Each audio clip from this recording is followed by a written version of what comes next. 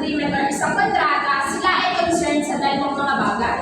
Ito ang quality transitions of processes, efficient operation in business functions that were once handled in house. So, both ang dalawang ay minimake sure ng mga client company na maging kalidad sa pagpasok ng mga service provider sa kanila. Kinakailangan din daw na magkaroon ng smooth na process pagpasok ng mga service provider sa client company.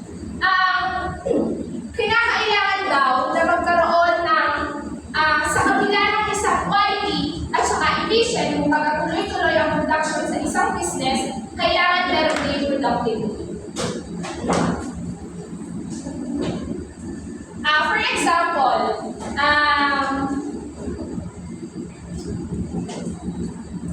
sa isang bangko, dati daw, wala pang mga service provider o pwedeng makuha na mag-hire sa labas. So kung sino yung mga teller na nandoon, sila din ang hahawak ng mga tumatawag. Sila din ang sasagot ng mga calls. Ngayon, nagkaroon na ng mga customer services. Yung bangko, nag-hire na ng service provider with the customer services. Kukuha na sila ngayon ng customer services at yun na ang magiging inline sa mga calls. Kung may tatawag, gano'n ganyan, mag-i-inquire, hello, good morning, gano'n ganyan.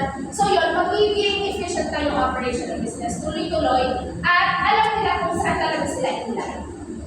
Sabi ko nga kanina yung mga service provider ay expert na. So,